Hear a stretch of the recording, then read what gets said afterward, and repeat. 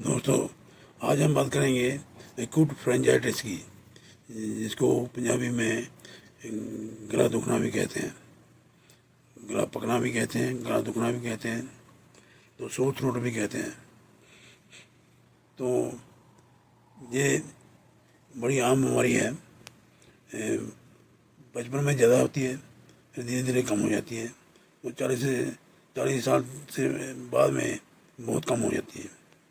تو ایک اس کی وجہ ہوتی ہے جراثیم جو انفیکشن کرتے ہیں، بیکٹیریا کچھ ہیں، سب سے کامن ہے گروپ اے اسٹیپ، جس کو اسٹیپ تھروٹ بھی کہتے ہیں۔ تو کافی بیکٹیریا کرتے ہیں، تو یہ کافی وائرل انفیکشن بھی جو عام کامن کولڈ کرتے ہیں، اور ویسے کافی ادر وائرسز بھی ہیں، جس سے کامن کولڈ ہوتا ہے، جہاں مونونوکلیوسس ہے، جہاں فیور کے ساتھ ریش بھی کرتے ہیں، تو وہ گلا دونوں میں دکھتا ہے۔ تو میں کارن بتاؤں گا جس سے آپ دونوں میں فرق کر سکیں گے۔ تو جو وائرل انفیکشن ہے ان میں زیادہ تر ساتھ میں زکام بھی ہوتا ہے، آنکھیں بھی دکھتی ہیں، چھینکیں بھی آتی ہیں، اور گلا آواز بھی بیٹھ جاتی ہے، تو آنکھوں کان میں بھی درد ہوگی، سائنس میں درد ہوگی، تو وہ منہ میں چھالے بھی ہو جائیں گے، تو اس کے ساتھ ریش بھی ہوگا۔ تو یہ تو ان سبھی سے آپ دونوں میں فرق کر سکتے ہیں۔ تو اسٹیپ کے ساتھ انٹیریئر لمف نوڈ ہے نا، جہاں سے یہ لارج ہوں گی، ٹینڈر ہوں گی، تو اور تو ٹونسل کا منہ کھول کر دیکھیں تو پیشنٹ کو آ کر آئے، تو ٹونسل کے اوپر دیکھیں گے تو آپ کو پیک سی دیکھیں گی، دبے سے دیکھیں گے پیک کے، وہ اس کو ایگزولیٹ بولتے ہیں، وہ نہیں ہوگا، مونوویو بھی ہوگا، لیکن جتنا اس میں ہوتا ہے وہ عام انفیکشن میں نہیں ہوگا۔ تو سبھی منہ پر، اور اوپر کو دیکھیں، ہارٹ پہلے کی طرف کو آپ کو بلیڈنگ کے دھبے دکھائی پڑیں گے، وہ وائرل انفیکشن میں نہیں ہوتے۔ تو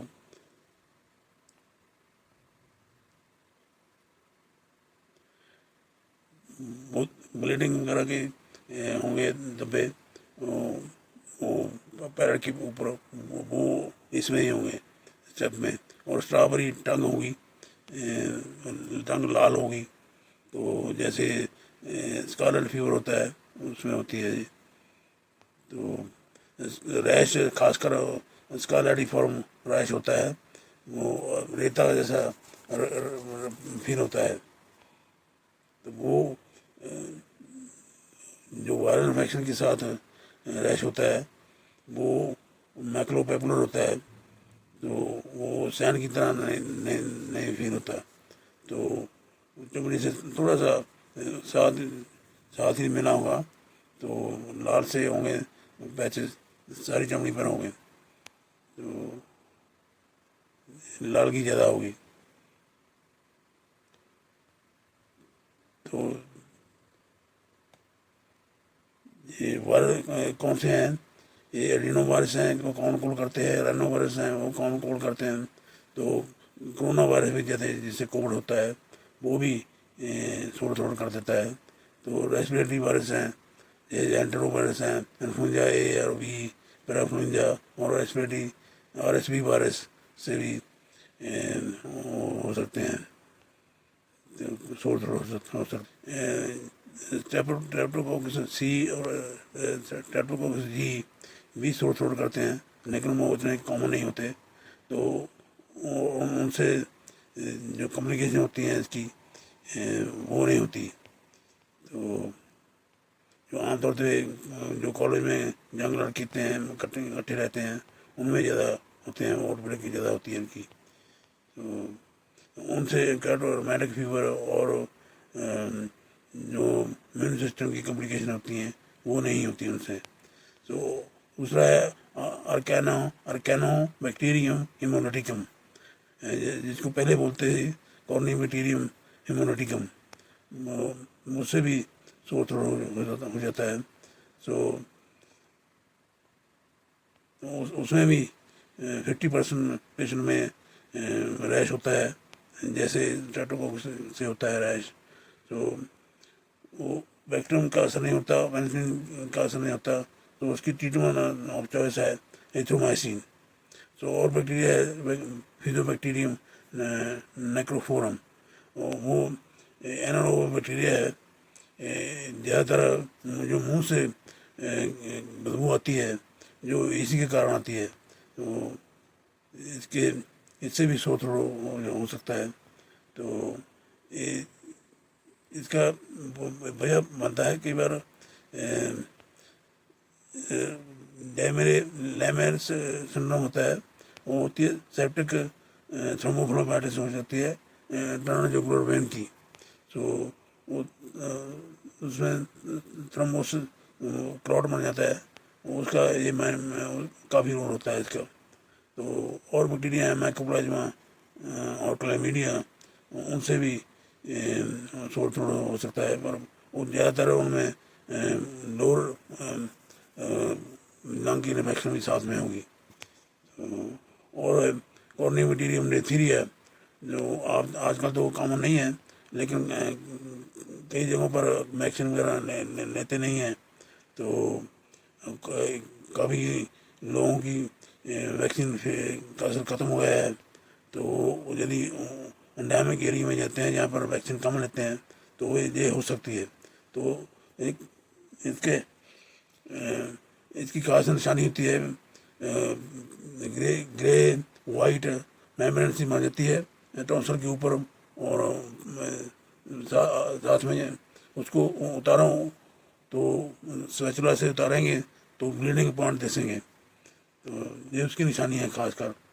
تو نیفرینوپیتھی گٹیاں بھی ہو جاتی ہیں، بہت درد کرتی ہیں، فیور اور ساتھ میں وہ بھی ہوتا ہے. تو اس میں فیور لو ریٹ ہوتا ہے. تو سمٹم یکدم گلا نہیں گرا ہوتا ہے، دھیرے دھیرے سمٹم آتے ہیں. تو اور ہے فرینسیسیلا ٹولرینسس، جس سے پلیگ ہوتی ہے، جو کنٹامنیٹڈ فوڈ یا واٹر کھانے سے یہ ہو سکتی ہے. اس میں فیور ہوتا ہے اور ویری سویئر ایگزولیٹو پنجائٹس ہوگی. وہ جو ٹونسل کے اوپر ایگزولیٹ ہیں وہ بہت زیادہ ہوتے ہیں، اور منہ میں چالے بھی ہوتے ہیں. تو نیفرینوپیتھی بھی بڑی پیڑ پھوڑ ہوتی ہے. تو جیسے ڈپتھیریا میں وائٹ میمبرین ہوتی ہے، وہ اس میں بھی پائی جاتی ہے. تو ایچ آئی وی انفیکشن سے کے ساتھ بھی سور تھروٹ ہو سکتا ہے جب ایکیوٹ ہوتی ہے. تو 40% پیشنٹ میں سور تھروٹ ہوتا ہے. تو اس کے باقی علامتیں بھی ہوں گی کہ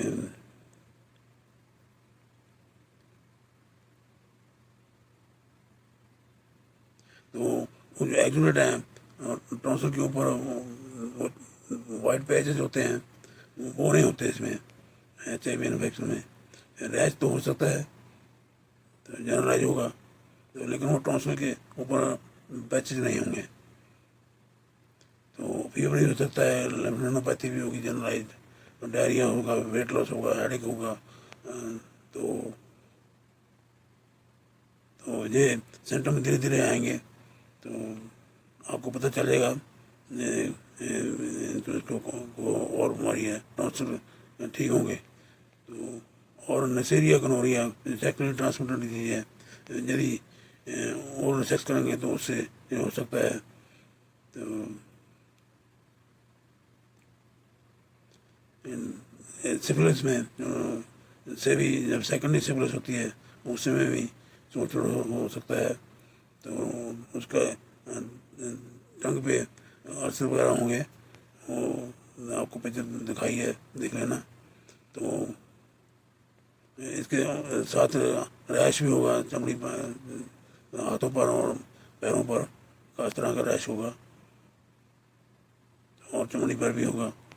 तो और वायरस है एस्टन वायरस या CMV वायरस जो वो मोनोन्यूक्लियोसिस करते हैं, तो उसमें भी एक्सुलेट वगैरह उसमें भी होते हैं, लेकिन उनमें लालगी ज़्यादा होगी। तो वो एक्सुलेट वगैरह जो पैच है वो सभी सारे टॉन्सिल को के ऊपर हो गए। तो जैसे इसमें पकड़ भी बनी होती है वैसे नहीं होंगे, वो सारी टॉन्सिल के ऊपर होंगे। तो हर्पीस सिम्प्लेक्स वायरस में भी मुंह में भी अल्सर हो जाते हैं, उससे भी सोर थ्रोट हो सकता है। तो फर्क जब आप लेम्फ नोड देखेंगे तो ये इसमें मोनोन्यूक्लियोसिस में लेम्फ नोड के पीछे की तरफ होंगे, पोस्टीरियर है, ये इसमें रियल होंगे स्टेप थ्रोट में। जब पोस्टीरियर की लेम्फ नोड होगी तो टॉन्सिल के एक्सुलेट होंगे, तो पोस्टीरियर की लेम्फ नोड होगी, उससे आपको ज़्यादा अंदाजा लगा जाएगा कि ये मोनोन्यूक्लियोसिस है, जिसको मोनो भी बोलते हैं। तो कुछ कारण हैं बिना इन्फेक्शन के, जैसे एलर्जिक राइनाइटिस या साइनोसाइटिस, गैस्ट्रिक इजोफेजियल रिफ्लक्स, GERD, तो जहाँ ऊपर को आने लगता है उससे भी थ्रोट में लालगी आ सकती है, थ्रोट हो सकता है। सिगरेट ज़्यादा पीने से या सेकेंड हैंड स्मोक से, या सर्दियों में ड्राई एयर से, या ट्रॉमा टेक्यूल इन्फ्लेमेशन करते हैं तो उससे ट्रॉमा हो सकता है। तो क्या ज़्यादा बोलने से तो उससे भी इन्फ्लेमेशन हो सकती है। या कई बार दवाइयाँ करने से जैसे ब्लड प्रेशर की दवाई है एस इनहिबिटर, उससे भी सोर थ्रोट हो सकता है। या कई कैंसर की दवाइयाँ हैं जैसे इम्यून कम्प्रोमाइज होता है, तो उससे भी सोर थ्रोट हो सकता है। ऑटोइम्यून डिजीज हैं कई, जैसे कावासाकी डिजीज है, उससे स्ट्रॉबेरी टंग हो जाएगी तो सोर थ्रोट भी साथ में हो जाएगा।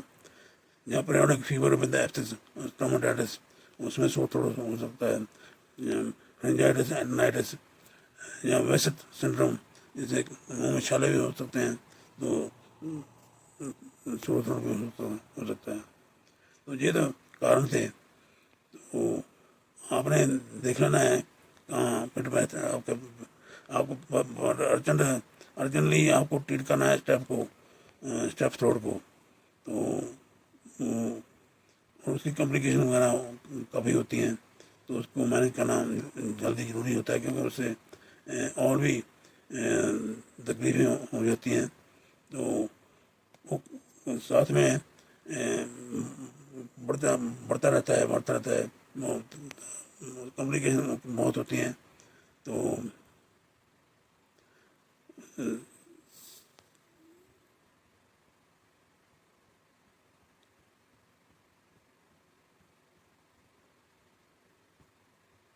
हो सकती हैं, ऑटराइटिस मीडिया हो सकता है, कान का दुखना, तो टॉन्सिल के इर्द गिर्द बाल को साथ में जितना टिश्यू होते हैं उसकी इन्फेक्शन कर सकता है, तो उसमें एब्सेस पैदा कर सकता है, और साथ में साइनस में साइनोसाइटिस कर सकता है,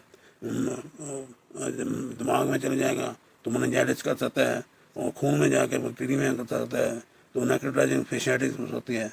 तो इसकी कुछ इम्यून सिस्टम को अटैक कर सकता है, जिससे रोमैटिक फीवर हो सकता है, पोस्ट स्ट्रेप्टोकोकल नेफ्राइटिस हो सकती है।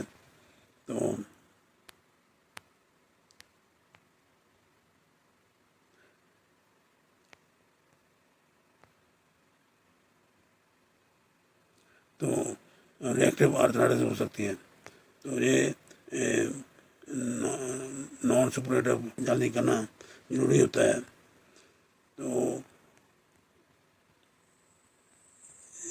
कुछ निशानियाँ हैं जिनका ख्याल रखना पड़ता है, तो कोई जानलेवा बीमारी ना हो, तो उसकी निशानी होती है।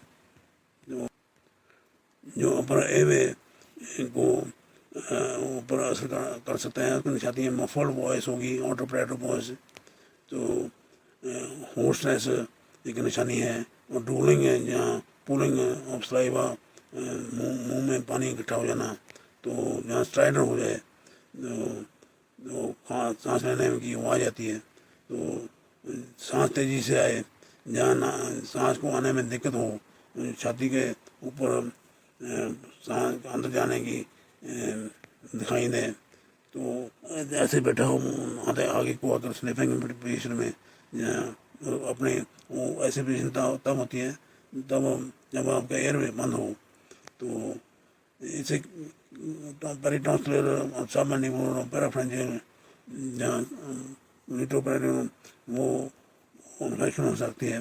उसकी निशानियाँ क्या आती हैं?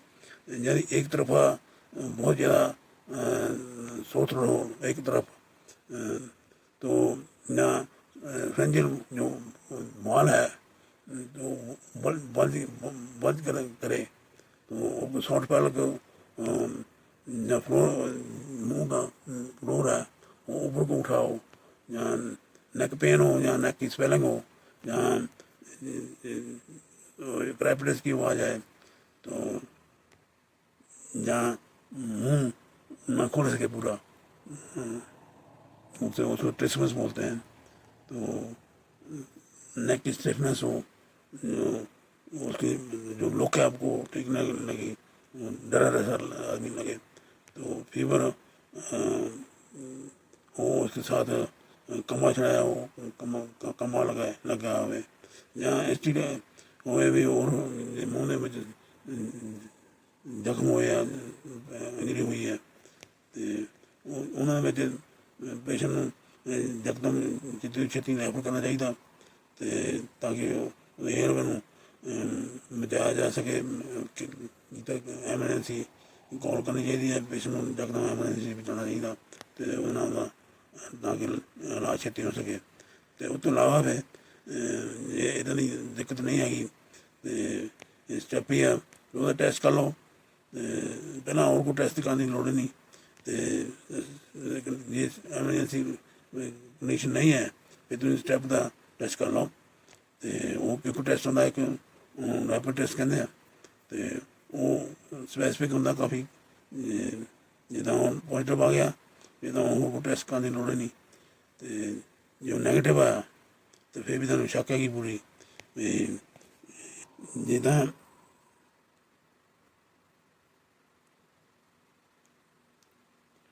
ਪਿੱਛੇ ਹਿਸਟਰੀ ਹੈਗੀ ਰੋਮੈਟਿਕ ਫੀਵਰ ਦੀ, ਅਤੇ ਰੈਪਿਡ ਟੈਸਟ ਨੈਗੇਟਿਵ ਆਇਆ ਅਤੇ ਫਿਰ ਨੈਟ ਟੈਸਟ ਨਾ ਕਰਨਾ, ਜਾਂ ਨੈਟ ਨਹੀਂ ਅਵੇਲੇਬਲ ਤਾਂ ਉਹਨੂੰ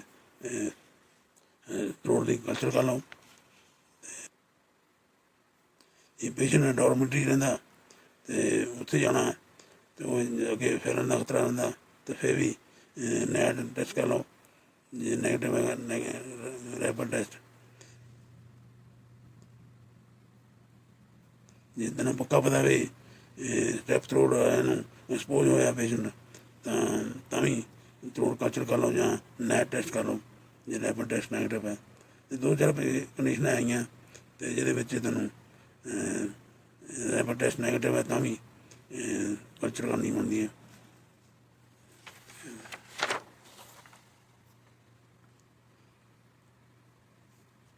ਅਤੇ ਜੇ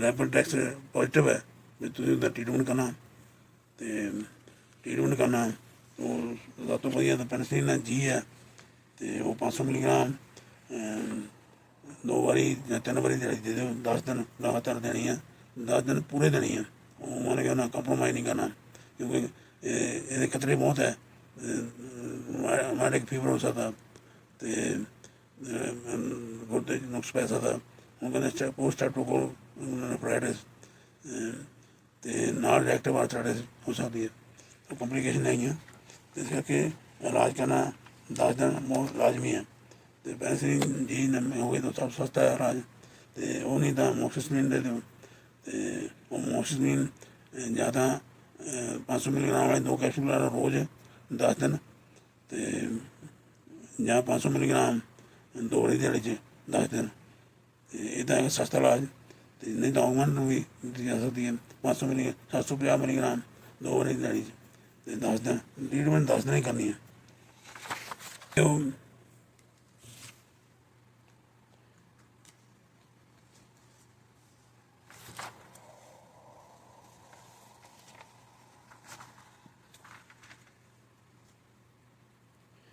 ਗਨੋਰੀਆ ਜਾਂ ਸਿਫਿਲਿਸ ਆ ਉਹ ਪੈਨਿਸਿਲਿਨ ਨਾਲ ਇਲਾਜ ਹੋਣਾ ਦਾ। ਅਤੇ ਉਹਦਾ ਦੇਖ ਲੈਣਾ ਤੁਸੀਂ HIV ਇਨਫੈਕਸ਼ਨ ਹੈ ਤਾਂ ਉਹਦਾ ਇਲਾਜ ਦੇਖ ਲੈਣਾ। ਅਤੇ ਬਾਕੀ ਡੀਪ ਟਿਸ਼ੂ ਜਿਹੜੀ ਇਨਫੈਕਸ਼ਨ ਆਈਆਂ ਅਤੇ ਉਹਨਾਂ ਦਾ ਦੇਖ ਲੈਣਾ।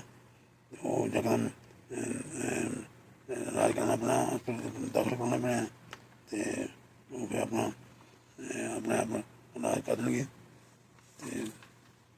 ਅਤੇ ਜਿਹੜੇ ਨੋਨ ਇਨਫੈਕਸ਼ਨ ਕਾਰਨ ਹੈ ਉਹ ਵੀ ਦੇਖ ਲੈਣੇ ਆ, ਉਹਨਾਂ ਦਾ ਇਲਾਜ ਹੋ ਜਾਏਗਾ। ਅਤੇ ਬਾਕੀ ਅਰਕੈਨੀ ਹੈਮੋਰੇਟਿਕਮ ਅਤੇ ਜਿਹਨੂੰ ਕਹਿੰਦੇ ਕੋਰੋਨਾ ਬੈਕਟੀਰੀਅਮ ਹੈਮੋਰੇਟਿਕਮ, ਅਤੇ ਉਹਦੇ ਵਾਸਤੇ ਟ੍ਰੀਟਮੈਂਟ ਚੋਇਸ ਹੈਗੀ ਆ ਐਥਰੋਮਾਈਸਿਨ ਦੇ 500 ਮਿਲੀਗ੍ਰਾਮ ਅਤੇ 3 ਜਾਂ 4 ਵਾਰੀ ਦਿਹਾੜੀ 'ਚ 10 ਦਿਨ ਲਈ ਖਾ ਲਓ। ਅਤੇ ਫਿਰ ਬੈਕਟੀਰੀਅਮ ਮੈਟਰੋਮੈਟਾਬੋਲਾਇਜ਼ੋਲ 500 ਮਿਲੀਗ੍ਰਾਮ 3 ਵਾਰੀ ਦਿਹਾੜੀ 'ਚ 10 ਦਿਨ ਦੇ ਦਿਓ। ਅਤੇ ਬਾਕੀ ਉਹ ਜਿਹੜੀਆਂ ਲਾਗਤਾਂ ਹੈਗੀਆਂ ਉਹਨਾਂ ਦਾ ਇਲਾਜ ਤਾਂ ਉਹ ਉਹਦੇ ਹਿਸਾਬ ਨਾਲ ਹੋਊਗਾ। ਅਤੇ ਉਹ CT ਸਕੈਨ ਵਗੈਰਾ ਕਰ ਲਓ ਅਤੇ ਉਹਦੇ ਪੈਰੀਟੋਨਸ ਲੈਬਸ ਜਾ ਕੇ ਤੁਹਾਨੂੰ ਲੈਣ ਕੋਲ ਭੇਜ ਦਿਓ। ਅਤੇ ਜੇ ਸਾਹ ਦੀ ਦਿੱਕਤ ਹੈ ਤਾਂ ਉਹ ਯਕਦਮ ਐਮਰਜੈਂਸੀ ਭੇਜ ਦਿਓ, ਉੱਥੇ CT ਸਕੈਨ ਆਪੇ ਕਰਨਗੇ ਅਤੇ ਜੋ ਵੀ ਕਾਰਨ ਹੋਇਆ ਉਹਦਾ ਉਹ ਢੰਗ ਨਾਲ ਇਲਾਜ ਹੋ ਜਾਏਗਾ। ਅਤੇ ਜੇ ਮੋਨੋ ਆ ਅਤੇ ਉਹ CME ਆ ਜਾਂ ਐਸਟਨ-ਬਾਰ ਵਾਇਰਸ ਦਾ, ਅਤੇ ਉਹਨੇ ਇੱਕ ਐਂਟੀਬਾਇਓਟਿਕ ਦੇਣ ਦੀ ਲੋੜ ਨਹੀਂ। ਅਤੇ ਜੇ ਐਂਟੀਬਾਇਓਟਿਕ ਦਊਂਗੇ ਤਾਂ ਉਹਦੇ ਨਾਲ ਫਿਰ ਰੈਸ਼ ਹੋ ਜਾਣਾ। ਅਤੇ ਉਹ ਵੀ ਮੈਂ ਤੁਹਾਨੂੰ ਪਿਕਚਰ ਦਿਖਾਉਂਦਾ। ਅਤੇ ਉਹ ਜਿਹੜੀ ਸਿਰਫ ਪੇਨ ਮੈਡੀਸਨ ਦੇਣੀ ਹੈ, ਆਈਬੂਪ੍ਰੋਫਨ ਕਾਰਨ ਜਾਂ ਟਾਈਲੈਨੋਲ, ਅਤੇ ਜਾਂ ਮਤਲਬ ਕਿ ਥਰੋਟ ਬਹੁਤ ਜ਼ਿਆਦਾ ਹੁੰਦਾ, ਪਾਣੀ ਨਹਾਉਣਾ ਵੀ ਔਖਾ ਹੋ ਜਾਂਦਾ। ਅਤੇ ਉਹਦੇ ਵਿੱਚ ਮੈਂ ਤਰੀਕਾ ਵਰਤਿਆ ਵੀ ਲਾਈਡੋਕੈਨ 5% ਲਾਈਡੋਕੈਨ ਜੈਲ ਦੀ ਆ ਉਹ ਦੇ ਦਿਓ। ਅਤੇ ਉਹ ਮੂੰਹ 'ਚ ਗਾਲੇ ਪੇਂਟ ਕਰ ਲੈਣ ਅਤੇ ਉਹ 10-15 ਮਿੰਟ ਬਾਅਦ ਫਿਰ ਮਤਲਬ ਕਿ ਖਾਣਾ ਖਾਣ। ਉਹਨਾਂ ਕੀ ਮਤਲਬ ਕਿ 2% ਨਾਲ ਗੱਲ ਨਹੀਂ ਬਣਨੀ, 5% ਲਾਈਡੋਕੈਨ ਜੈਲ ਲੈਣੀ ਹੈ ਅਤੇ ਉਹਦੇ ਨਾਲ ਸਵਾਬ ਲੈ ਕੇ ਉੱਤੇ ਪਾ ਕੇ ਤਾਂ ਪੇਂਟ ਕਰ ਲੈਣਾ ਉੱਪਰ ਟੌਂਸਲ 'ਤੇ, ਅਤੇ ਉਹਦੇ ਨਾਲ 15 ਕੁ ਮਿੰਟ ਸੁੰਨ ਹੋ ਜਾਏਗਾ। ਅਤੇ ਉਸ ਤੋਂ ਬਾਅਦ ਫਿਰ ਖਾਣਾ ਖਾ ਲਓ। ਅਤੇ ਦਿਹਾੜੀ 3 ਵਾਰੀ ਪੈਂਦਾ ਪੇਂਟ ਕਰਕੇ, ਅਤੇ ਉਹ ਖਾਣਾ ਖਾਣਾ ਅੰਦਰ ਲਗਾਉਣ ਦਾ ਕੋਈ ਨੁਕਸਾਨ ਨਹੀਂ ਹੁੰਦਾ। ਅਤੇ ਬਾਕੀ ਆਈਬੂਪ੍ਰੋਫਨ ਟਾਈਲੈਨੋਲ ਉਹ ਨਾਲ ਲਈ ਜਾਓ। ਅਤੇ ਬੁਖਾਰ ਵੀ ਹੋਣਾ ਅਤੇ ਸੋਰ ਥਰੋਟ ਵੀ ਹੋਣਾ ਅਤੇ ਸਾਰਾ ਕੁਛ ਹੋਣਾ। ਅਤੇ ਇੱਕ ਨਾਲ ਪੇਸ਼ੈਂਟ ਨੂੰ ਕਹਿਣਾ ਵੀ ਸਪੋਰਟਸ ਵਗੈਰਾ ਨਾ ਖੇਡਿਆ ਜਾਂਦੀਆਂ, ਅਤੇ ਜਿਹਨਾਂ ਕਿਉਂਕਿ ਸਪਲੀਨ ਦਾ ਵੱਧ ਜਾਂਦੀ ਹੈ ਅਤੇ ਉਹਦਾ ਨਸ਼ਟ ਹੋਣ ਦਾ ਖਤਰਾ ਰਹਿੰਦਾ। ਅਤੇ ਉਹ ਮਤਲਬ ਕਿ ਇਹਦੀ ਲਵੇ ਅਤੇ ਜਿੱਦਾਂ ਫੁੱਟਬਾਲ ਖੇਡਣਾ ਜਾਂ ਹੋਰ ਕੋਈ ਜਿੱਥੇ ਸੱਟ ਲੱਗਣ ਦਾ ਖਤਰਾ ਹੋਵੇ ਸਪਲੀਨ 'ਤੇ, ਅਤੇ ਉਹ ਰਪਚਰ ਹੋ ਜਾਣੀ ਹੈ ਖਾਂ ਖਾਈ ਪੰਗਾ ਪਊ। ਅਤੇ ਉਹ ਸਪੋਰਟਸ ਵਗੈਰਾ ਨਾ ਖੇਲੇ ਅਤੇ ਥੋੜ੍ਹੇ ਦਿਨ ਈਜੀ ਲਵੇ ਅਤੇ ਬਾਕੀ ਆਪਣੇ ਆਪ ਹੀ ਠੀਕ ਹੋ ਜਾਣਾ ਉਹਨੇ। ਅਤੇ ਟਾਈਮ ਲੱਗਦਾ ਹੁੰਦਾ 5-7 ਦਿਨ ਲਗਾਤਾਰ, 5-7 ਦਿਨ ਤੋਂ ਜ਼ਿਆਦਾ ਵੀ ਲੱਗ ਸਕਦੇ ਆ, ਪਰ 5-7 ਦਿਨ ਜ਼ਿਆਦਾ ਤਕਲੀਫ ਹੁੰਦੀ ਹੈ ਅਤੇ ਆਪਣੇ ਆਪ ਆਰਾਮ ਆ ਜਾਣਾ। ਅਤੇ ਮੇਨ ਗੱਲ ਹੈਗੀ ਹੈ ਅਤੇ ਜੇ ਸਟੈਪ ਦਾ ਇਲਾਜ ਇਸ ਕਰਕੇ ਜ਼ਰੂਰੀ ਹੈ ਉਹਦੀਆਂ ਕੰਪਲੀਕੇਸ਼ਨ ਰੋਕਣ ਨੂੰ। ਕੰਪਲੀਕੇਸ਼ਨ ਮੇਨ ਹੈਗੀਆਂ ਕਿ ਆਟੋਮੈਟਿਕ ਫੀਵਰ ਜਿਹਦੇ ਨਾਲ ਹਾਰਟ ਦੇ ਬਲਬ ਦਾ ਨੁਕਸਾਨ ਹੋ ਜਾਂਦਾ ਅਤੇ ਪੱਕੇ ਤੌਰ 'ਤੇ ਡੈਮੇਜ ਹੋ ਜਾਂਦੇ ਆ। ਅਤੇ ਮੈਟਲ ਬਲਬ ਜ਼ਿਆਦਾਤਰ, ਦੂਜੇ ਨੰਬਰ 'ਤੇ ਆਟਿਕ ਬਲਬ ਦਾ ਨੁਕਸਾਨ ਹੋ ਸਕਦਾ।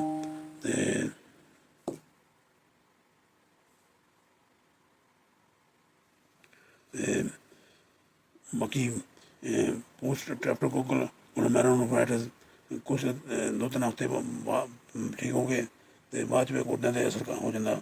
ਉਹਨੂੰ ਕਹਿੰਦੇ ਪੋਸਟ ਸਟ੍ਰੈਪਟੋਕੋਕਲ ਗਲੋਮੈਰੂਲੋਨੇਫ੍ਰਾਈਟਿਸ, ਅਤੇ ਉਹ ਵੀ ਇੱਕ ਖਤਰਾ ਹੈ ਅਤੇ ਕੰਪਲੀਕੇਸ਼ਨ ਹੈ ਦੀ। ਅਤੇ ਤੀਜਾ ਜੋੜ ਸੋਚ ਸਕਦੇ ਆ, ਅਤੇ ਜੋੜਾਂ ਦੀ ਬਿਮਾਰੀ ਨਾਲ ਲੱਗ ਜਾਂਦੀ ਹੈ, ਅਤੇ ਉਹ 5-6 ਮਹੀਨੇ ਠੀਕ ਤਾਂ ਹੋ ਜਾਂਦੀ ਹੈ, ਅਤੇ ਪਰ ਤੰਗ ਤਾਂ ਕਰਦੀ ਹੈ।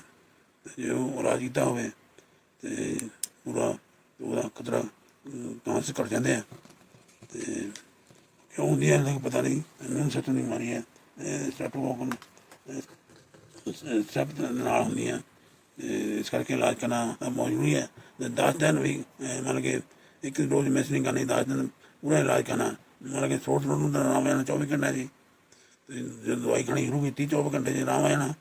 ਫਿਰ ਦਿਮਾਗ 'ਚ ਰਹਿੰਦਾ ਲੈ ਵੀ ਮੈਨੂੰ ਆਰਾਮ ਆ ਗਿਆ, ਹਾਂ ਮੈਂ ਹੁਣ ਐਵੇਂ ਹੀ ਦਵਾਈ ਖਾਈ ਜਾਂਦਾ, ਚੰਗਾ ਡਾਕਟਰ ਹੈ ਇਹ, ਅਤੇ ਐਵੇਂ ਹੀ ਖਾਂ ਦਵਾਈ ਖਾਈ ਜਾਂਦਾ। ਉਹ ਮਤਲਬ ਇਹ ਹੈ ਵੀ ਦਵਾਈ ਨਾ ਖਾਧੀ ਤਾਂ ਉਹਦੇ ਫੇਲ ਹੋ ਗਏ, ਅਤੇ ਦਿਲ 'ਚ ਪੱਕਾ ਨੁਕਸ ਪੈ ਗਿਆ, ਸਾਰੀ ਉਮਰ ਪਿਆ ਰਹਿਣਾ, ਅਤੇ ਬਾਅਦ 'ਚ ਬੁਲਾਉਂਦੇ ਰਹੋਗੇ ਅਤੇ ਹੋਰ 50 ਪੰਗੇ ਆ। ਅਤੇ ਜੋੜਾਂ ਦੀ ਬਿਮਾਰੀ ਲੱਗ ਹੋ ਗਈ ਅਤੇ 6 ਮਹੀਨੇ 'ਚ ਠੀਕ ਹੋ ਜਾਂਦੀ ਉਹ ਤਾਂ, ਅਤੇ ਪਰ ਜਿਹੜੀ ਦਿਲ ਦੀ ਬਿਮਾਰੀ ਹੋਣੀ ਆ ਉਹ ਤਾਂ ਕਈ ਵਾਰੀ ਆਪਰੇਸ਼ਨ ਕਰਨਾ ਪੈਂਦਾ ਬਾਅਦ 'ਚ, ਅਤੇ ਉਹ ਤੋਂ ਬਿਨਾਂ ਸਰਦਾ ਨਹੀਂ। ਅਤੇ ਬਾਕੀ ਗੁਰਦੇ ਕਈ ਵਾਰੀ ਪੱਕੇ ਤੌਰ 'ਤੇ ਜਾਂਦੇ ਲੱਗਦੇ ਆ, ਉਹ ਵੀ ਠੀਕ ਹੋ ਜਾਂਦੇ ਆ, ਪਰ ਚਾਂਸ ਲੱਗਿਆ ਵੀ ਕੁਛ 100 ਦੇ ਵਿੱਚੋਂ ਕੁਛ ਬੰਦੇ ਜਿਹੜੇ ਆ ਜਿਹਨਾਂ ਨੂੰ ਪੱਕਾ ਹੀ ਨੁਕਸ ਪੈ ਜਾਂਦਾ। ਅਤੇ ਇਹਨਾਂ ਪੰਗਾਂ ਲੈਣ ਦੇ ਬਜਾਏ ਅਤੇ ਉਹਨੂੰ ਬਿਹਤਰ ਹੈ ਵੀ 10 ਦਿਨ ਦਵਾਈ ਖਾ ਲਓ, ਅਤੇ ਐਵੇਂ ਡਾਕਟਰ ਨੂੰ ਨਾ ਕੁਛੋ, ਜਿੱਦਾਂ ਡਾਕਟਰ ਨੇ ਕਿਹਾ ਉੱਦਾਂ ਕਰ ਲਓ। ਅਗਲਾ ਦਿਮਾਗ ਖਰਾਬ ਹੈ, ਉਹਨੂੰ ਕੋਈ ਵਜ੍ਹਾ ਹੋਊਗੀ ਤਾਂ ਨੇ ਕਿਹਾ ਵੀ 10 ਦਿਨ ਲਗਾਤਾਰ ਖਾਣੀ ਹੈ, ਅਤੇ ਉਹ 10 ਦਿਨ ਦਵਾਈ ਖਾਣੀ ਜ਼ਰੂਰੀ ਹੈ। ਦਵਾਈ ਬੜੀ ਸਸਤੀ ਹੈ, ਕੋਈ ਮਹਿੰਗੀ ਨਹੀਂ, ਅਤੇ ਗਲਾ ਦੁਖਣੋਂ ਹਟ ਜਾਣਾ 24 ਘੰਟਿਆਂ 'ਚ। ਅਤੇ ਦੂਜੇ ਪਾਸੇ ਗਲਾ 10 ਦਿਨ ਦੁਖਣਾ, ਅਤੇ ਉਹਦੇ ਵਾਸਤੇ ਦਵਾਈ ਨਹੀਂ ਖਵਾਉਣੀ, ਅਤੇ ਜਿਹਦੇ ਵਾਸਤੇ ਦਵਾਈ ਬਣੀ ਹੋਆ ਉਹ ਗਲਾ ਨਾ ਦੁਖਣੋਂ ਹਟ ਜਾਣਾ 2 ਦਿਨਾਂ 'ਚ, ਅਤੇ ਉਦੋਂ ਆਪਾਂ ਦਵਾਈ ਨਹੀਂ ਖਾਣੀ। ਮੈਂ ਤਾਂ ਜੀ ਠੀਕ ਹਾਂ ਹੁਣ, ਅਤੇ ਉਹ ਦਵਾਈ ਖਾਣੀ ਬੜੀ ਜ਼ਰੂਰੀ ਹੈ। ਇੱਦਾਂ ਦੀ ਗਲਤੀ ਨਾ ਕਰਿਓ ਵੀ ਥੋੜ੍ਹਾ ਹੋਇਆ ਅਤੇ ਉਹ ਸਟੈਪ ਨਿਕਲਿਆ, ਅਤੇ ਉਹ ਸਟੈਪ ਦੀ ਦਵਾਈ ਖਾਣੀ 10 ਦਿਨ ਲਾਜ਼ਮੀ ਆ। ਇਹ ਬਾਕੀ ਵੀ ਲੋਕਾਂ ਨੂੰ ਦੱਸੋ, ਅੱਗੇ ਤੋਂ ਅੱਗੇ ਸ਼ੇਅਰ ਕਰੋ ਤਾਂ ਕਿ ਇਹਦੀਆਂ ਭੈੜੀਆਂ ਬਿਮਾਰੀਆਂ ਨਹੀਂ ਲੱਗਣੀਆਂ, ਇਹਦੇ ਨਾਲ ਉਹਨਾਂ ਤੋਂ ਬਚਾਅ ਹੋ ਸਕੇ। ਅਤੇ ਇਹਨੇ ਉਹਦੇ ਨਾਲ ਹੀ ਥੋੜ੍ਹਾ ਦਾ ਸਿਲਸਿਲਾ ਖਤਮ ਕਰਦੇ ਹਾਂ। ਅਤੇ ਬਾਕੀ ਇਹ ਸਟੈਪ ਦਾ ਠੀਕ ਨਹੀਂ ਹੋਇਆ, 24 ਘੰਟੇ ਹੋ ਗਏ ਦਵਾਈ ਖਾਂਦਿਆਂ ਨੂੰ, ਅਤੇ ਸਟੈਪ ਹੈਗਾ ਆ, ਅਤੇ ਦਵਾਈ ਖਾਂਦੇ ਹਾਂ ਆਰਾਮ ਨਹੀਂ ਆਇਆ, ਤਾਂ ਫਿਰ ਉਹ ਯਕਦਮ ਭੇਜੋ ਉਹਨੂੰ ਗੈਟ ਸਕੈਨ ਕਰਾਉਣ ਨੂੰ ਜਾਂ ਰੈਫਰ ਕਰ ਦਿਓ, ਅਤੇ ਤਾਂ ਕਿ ਪੈਰੀਟੋਂਸਲ ਐਫਸਰ ਵਗੈਰਾ ਜਾਂ ਤੁਹਾਡੇ ਅਫਸਰ ਕਿਤੇ ਨਾ ਕਿਤੇ ਨਾ ਹੋਈ ਹੋਵੇ, ਹੋਰ ਪੰਗਾ ਨਾ ਪਿਆ ਹੋਵੇ। ਅਤੇ ਬਾਕੀ ਜੇ ਸਟੈਪ ਨਹੀਂ ਹੈਗਾ ਅਤੇ 5-7 ਦਿਨ ਹੋ ਗਿਆ ਅਤੇ ਫਿਰ ਵੀ ਤੁਸੀਂ ਠੀਕ ਨਹੀਂ ਹੋ ਰਹੇ, ਅਤੇ ਫਿਰ ਟੈਸਟ ਕਰਾਉਣੇ ਗਰੁੱਪ ਸੀ ਅਤੇ ਗਰੁੱਪ ਜੀ, ਅਤੇ ਕੋਰਨੀਬੈਕਟੀਰੀਅਮ ਹੈਮੋਗਲੋਟਿਕਮ ਅਤੇ ਫਿਜ਼ੋਬੈਕਟੀਰੀਅਮ